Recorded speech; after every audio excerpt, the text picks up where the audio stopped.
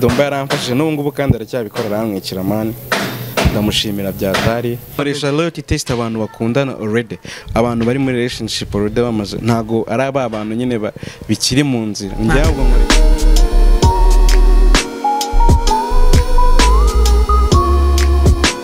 ikaze udukurikiye aho uherereye mu bice byose by'isi mu Rwanda hanze yarwo tuguhaye ikaze mu biganiro byacu kuri screen zanyu murabonaho umuhungu ni umwe mu ba star mu Rwanda rwifitiye arakazi cyane bamwita suri bumvuge se suri oya imvuga man sinavuga ari razina ngo ndibashe kumubira igenda ngo TheRealGasana kubita uri yo simubizi is a bang after bang Benga TheRealGasana yes sir bamwita TheRealGasana man njyewe prefera content zawe nkitangira reka mpite mbivuga dumwe mu bafana ba content zawe byadanje ariko impamvu nyamukuru aje kugusura twifuzaga kuganira nawe ariko nk'umuntu umani w'umujama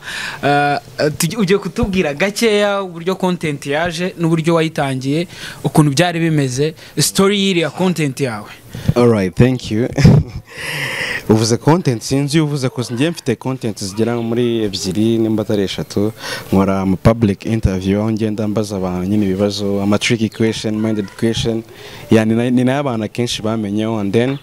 imaze gufata na adopt indi bita loyalty test show yo kuri YouTube imwica kuri Instagram na TikTok indi gaca kuri YouTube Instagram na TikTok kugiraho content yaho indi gaca kuri YouTube okay the reality test loyalty test numva bari ibintu mbagice nyinura bizi n'abantu benshi bagiye bambwira ngo ndashaka ko tuzakora ngira ngo the real test barayinyitiriye ngo ni the real test man iriya content ntijye gutera ibibazo man ko urumva ubusa naho uri muri couple z'abandi hahandi hari umbebe imana herutse gukoresha aranarira bya danje ari muri shop y'inkwetora I think ni ntabwo mbyibuka mbarakoze niwe wakoze warize birambaza man iyo umuntu ameze kuri ubireba cyangwa ni bya bindi bavuga ngo ni prank cyangwa very real man it's not prank njye abantu nkoresha akenshi nta nubwo mba mbazi you know akenshi uzarebe nimba ukurikirana urukuta rwanjye rwa Instagram rimwe mu cyumweru buri gihe rimwe mu cyumweru nandikaho umuntu yifuza ko dukorana loyalty test urumva kamanze new thing umuntu yifuza ko dukorana loyalty test urumva cyangwa public interview mbi postinga kuri story yanjye and then bakanyandikira then nkaba contact tukavugana tugahora cause ntago mba mbazi you know urumva rero abantu bamwe bavuga ngo ni prank but it's not prank bira bintu ni ibyanyabyo cyangwa ngiye ndifata nkavanga nkajya nkirwamagana nkagusanga aho uri nakubaza nkakubwira ati ngewe ama content creator nkora ibi ngibi nibi ndifuza ko dukorana if you don't mind wabyemera tugakorana n'ubwa mbere tuba duhuye benshi bari it's not prank man none se ngereka nkubwiza ukore uramutse ukoze iriya boro nifite nk'umubebe wundi ku ruhande nge nkabura nawe warakoze biriya boro akanyanga mweme urumva abajama twawe tubwizanye ukuri ntago wenda gushyira hano ngiye kubaza ngo nkawe numwe suhari ngewe umwe umuki ndavuga girlfriend of course ngiye no nago nakinisha amarangamutima y'umuntu no reka yenda we tubitore by the warumbajije ngo ise ngumva numva ngo ibibazo no hari ngewe nkoresha abantu banije imyaka 18 ubu uri munsi imyaka 18 nago nagukoresha kandi mbere yuko ngukoresha ubampaye uburenganzira like ndabanza ngakubaza uremera ko dukorana loyalty test ngiye cyo gihe yo mgengo yego mba ndi safe icyo nakubaza cyose I don't care ko tugiye kugira ahubwo ibibazo mwe mwabigirana ubwanyu but ngewe nibereye hanze nta kibazo kabisa nyine urumva ibibazo reka tureke ibibazo biri bishobora kuzamo ibindi ariko nk'ikibazo cy'umujama nk'umujama nari ngiye kugwa nk'urugero nk'umujama afite ababebe nka babiri yiteretera ntaramara gufata umwanzuro kumva sister umwe araguhamagaye ati ngenda ndashaka ko dukorana mugakorana kubera kuri amutipa aracyari muri dilema ako dijya muri dilema nyine mani ase neze nurabona umbebe ukavuga ati uyu mbebe takora oya uba ufite ukunda nyine uvuze ni ubukunda hari igihe mani abakiri guhinga kuri umwe n'undi amuhinga none wa undi ahinga wa undi yemera byadanje akaba atarabashwa ko yamwemera ariko none wamuhamagara agahita ajya muri dilema akavuga se ni claire nese umukobwa akibaza nyine ku mazina nkoresha loyalty test abantu bakundana already abantu bari muri relationship already bamaze ntago ari abantu nyine bikiri mu nzira njye ahubwo nkoresha abantu ko ari umubebe ujya muri relationship mujama nyine akaba atahita mukatira akaba mubeshya umukobwa akaba yumva abangaho simbakoresha njye nkoresha abantu bakundana like boyfriend and girlfriend abantu bakundana ukoresha umuntu umwe se bose ukoresha bose njye nkoresha nyine umuntu umwe umuntu nkoresha ni umuntu uri muri relationship uwo nguwo rero aramutse aje akabikubwira kari muri relationship noneho jama we atarabijyamo numva ubutamurangije mani jama kandi nawe ifite gahunda amafuti se n'ayanjye amafuti se urumva ari ayanjye cyangwa amafuti ni y'uwo mukobwa already yamaze kwishyira muri relationship kandi atayirimo happy bazibaze nk'umujama nk'uwo nguwo rero wimereye gutyo nk'urwo rugero nagwaga muramutse muhuye ibintu yagukorera nahise ngicyo amakosa nawe nakoze n'ayandi watumye nyine yurira ni njye se babiteye njye ntago ari njye wabiteye man nimukajya mumbeshyera man njye ndeba nkabona gasana ntabwo bugira ubwo babwiki njye nimba umbwiye ngo urifuza ko dukorana loyalty test yego sibyo ibyo nkora so why not senge ntagufasha nukumufasha man wese mba ndi kumufasha man mba ndi kubafasha yego reka loyalty test urumva nyine abantu bayishaka bagomba kuguflowinga nyine kugira ngo bajye bagira ariko nkahita nibaza bwa mbere nkubona mbona bank zawe nazibonye kuri TikTok kenshi wakundaga gukorera muri IPRC Musanze alright niho wabitangiriye actually nabitangiye ndi umunyeshuri muri semester ya kabiri twe tugira ya mbere tugira ebyiri nabitangiye muri semester ya kabiri nega mu mwaka wa nyuma mu wa gatatu njye ndi engineer man nararangije mu mama zanyu man nyubake man wize bintera amatsiko yo kumenya ngo wiziki njye nize civil engineering construction technology ndumwubatse man njye wabigize umwuga wubatse waranze wabigize umwuga bro nzi wize ubwubatse ndumwubatse wabigize umwuga mame nyuma yo gutangira niki cyaguhaye imbaraga zo gukomeza kuba constant nkuko kugera ubwo abantu bose bakumenye kuko byanze bikunze nkanjye nakabonye ari umujama wawe ugasharinze ari umpaye link yawe nyine ya TikTok man nago navuga ngo niki but like it's a blessings ni migisha y'Imana like maze 11 months nkora ibi bintu but the way byaboostinze anose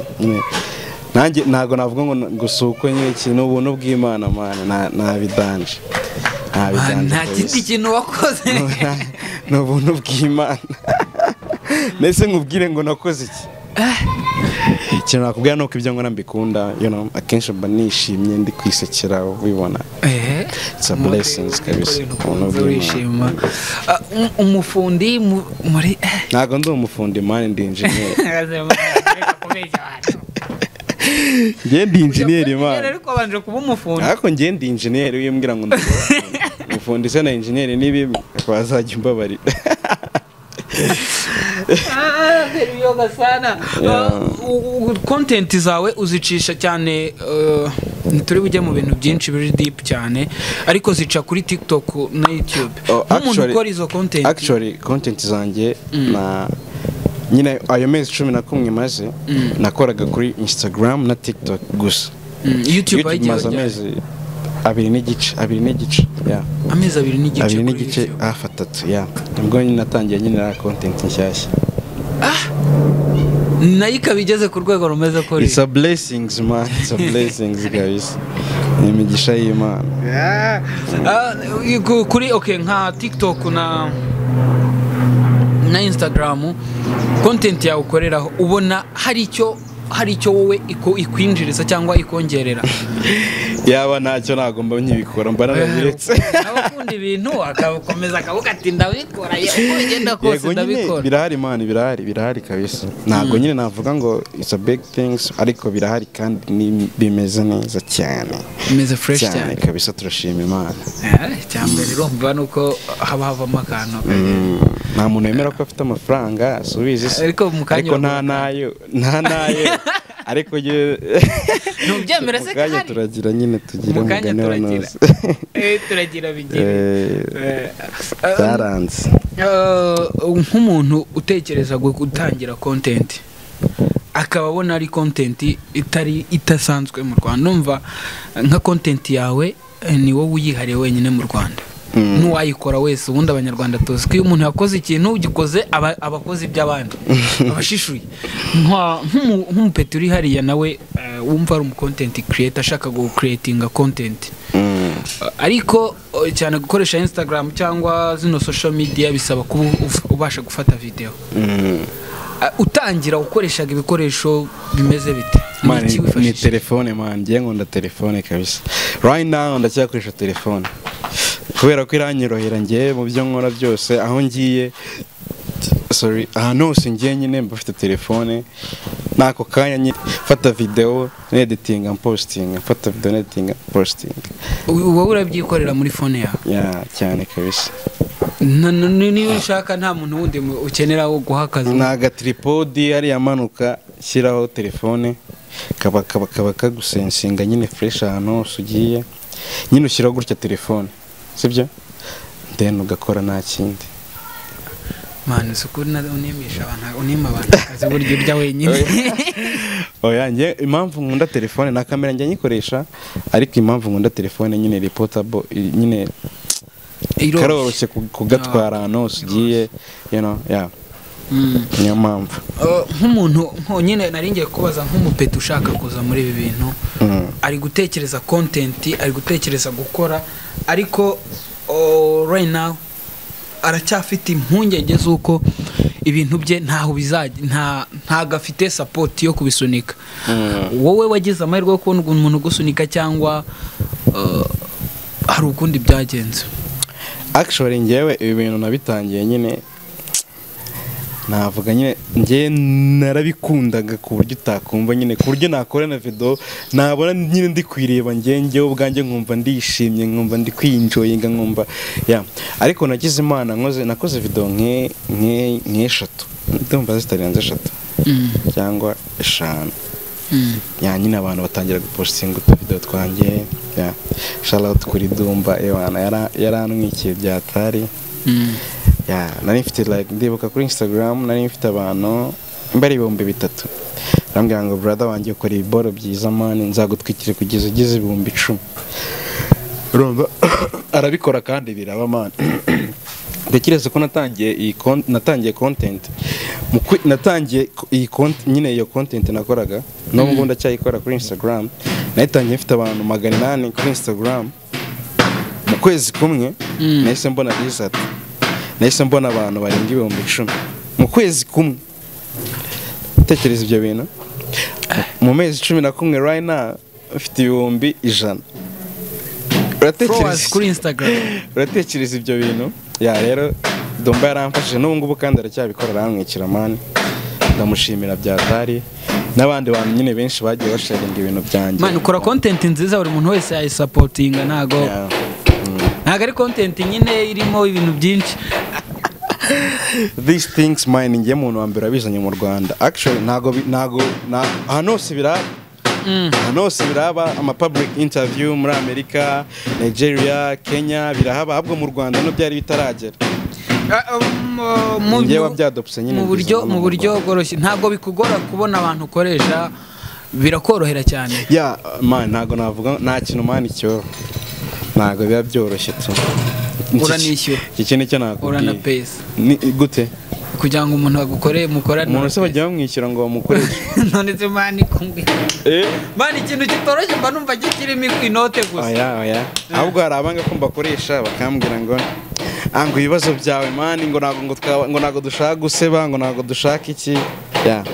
ibintu nk'ibyo ngibyo ariko ntago nabura abantu nkoresha abantu barari kabisa abanyarwanda nyine bamaze kubyumva mbere nubwo babwo nagendaga nkabwira ndashaka ko dukorana ikiganiro kambwira ngo bise ni ibiki ngo yashaka kungurisha but now I thank God. Okay, none aho ngubu reka duse naho tugenda twihuta kugira ngo dusoze nawe wisubire mu mirimo yawe tujye no kunywa kakana nari ngiye kubaza hari abantu benshi cyane b'urubyiruko sinasoza ntabikubajije njyewe nikumvaho bafite ikibazo cy'uko nimba arangije ishuri agomba gutegereza akazi runaka agategereza umuntu uzamuha akazi agategereza famiye imumenyeriza facilities n'ibiki ariko uyu munsi wowe ndatekereza ibintu byose ukeneye ubikora muri content yawe hari inama wagira urubyiruko rugenzi rwawe kuko byanze bikunze ntago turuta cyane ntago turuta cyane ahubwo uranda urabona ndi mukuru mani ku buryo naba nkuruta mani yes ubibwanwa no gukura neza mani uravuze ngo twebwe tuba twarariye nabi akuze neza ndi muto mani nyamuti ikintu nakubwira mani nta muntu uzaza kugutekerezaho nta muntu n'umwe ukwitayeho nta muntu n'umwe uzaza kugutekereza ibyo ushaka mani ni wowe ubwawe ku giti cyawe you have to fight ukarwana n'ubuzima bwawe ubuzima ni ubwawe nicyo kintu nabwira nyine urubyiruko ubuzima ni ubwawe nta wundi muntu mu busange we ntwite ngo iki ngo gukora ngo ibyo wize ngo gukora ngo ibiki man nubona opportunity man akazi kabi gahesha akeza so wewe ubwawe ikintu nakubwira wewe itekerezaho gusa nta kindi kintu nakubwira itekerezaho gusa kwitekerezaho gusa ukamenya ko ari ubwawe gusa nta wundi muntu kwitayeho kuri inoze nimba uri umusore uri urubyiruko warangije kaminuza dufate wenda kaminuza icara witekerezaho umenye ko ari ubwawe nta wundi muntu uzaza kukurwanirira ababyeyi barakoze byararangiye you have to stand and fight right noneho reka nsoze nkubaza ngo none uyu munsi ase kusoje karemano wabuze ibyo mbaza byabuze bandi ngewe ntago menyereye kubaza keretse nkangiye nkubaza se bya bindi ngo okay ugiye kuna harya kakaboro hari akaboro nabonye hari ikibazo nabonye ubaza umuntu ngo ni iki gicuramye ariko kitamena amazi gicuramye kitamena byanze ntago ari ibibazo ibyo ngibyo bani gira ibibazo bani dusoze niba ari ibyo byawe biteje umuntu niki gicuramye ngo kitamena amazi nyine it's a tricky question kabisa ese bira bibazo wabisubiza wese wabaza umuntu ibintu dafite ibisubizo ni igiki icyo gicuramye kitamena amazi ntago nigeze nyibaza ikintu gicuramye kitamena amazi ntacyo nzi sana we kenshi nyine ngiye mbanje kugira ngo twiganirire dutange isomo cyane ku rubyiruko no kugira ngo tuganire se nka content yawe itangira byagenze bite n'urugendo rwawe nari umuntu abashaka tuganireho gakeya tunyuremo ibindi tuzabivugana ukundi kuntu tuzabikora ikindi kiganiro cyo kizaba ari umuriro nzaba naje nanditse tricky question nta kibazo kabisa I'm ready ari imirabyo like anytime uzasubiza ibibazo byanjye I'm ready kabisa icyambere zo ko cyakunandiye I'm ready cyane kabisa okay ni biki ibintu wigiye muri ni iki kintu wigiye muri ibi bintu ukora ikintu nigiye muri ibi bintu nkora ikintu nigiye muri ibi bintu nkora rero nuko bima ibyishimo nicyo kintu nigiye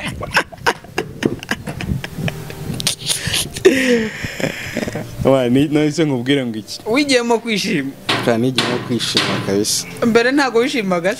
nishima cyane kurushaho iyo mfashe nyine mike mfite telefone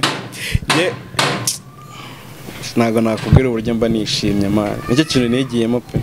bari ibindi byishimo nyuma y'ibindi ko kana ariko karagize ako kantu karagize tugatindeho nyine like actually ngo twabigize urwenya ariko ikintu nakuyemo cyane nuko ibi bintu bitanga ibyishimo man bitanga ibyishimo iyo ukora ibintu ukunda ntabwo wabura kwishima yego nyine noneho kubona inyungu mu bintu ukunda ni byiza cyane kurushaho nawe umuntu uri kutureba ntagushishikariza gukora ibintu ukunda man can never give up on a dream like man I have many dreams ubwo nibwo bigitangira rero nibwo bigitangira twitegura izindi content umuntu afite inzozi nini cyane nta hantu ndagera nta kintu kimwe ndakora kabisa right many things are coming kabisa okay gasare kangushimire man kangushimire akoze cyane ariko nubwo nambwiye n'amazina yawe man witwa no nyuma y'ibindi byose ngiye gutangira kubazwa witwa nde man witwa nde ibaza gukoreshwa umuntu ikiganiro nta nubwo yageza kwibwira urashaka kuneza abantu urashaka kuneza abandi ko batangira bivuga bakavuga ati ngiye bimeze gutya na gutya ngiye nivuga nsoje okay ngarangize tubwire ndangize nyine tubwire kuki watuma ndangiza vuba all right ibyo wabinkora yes reka ngushimire nshimire n'abanyarwanda badukurikiye barabizi nge DJ Mve nitegeka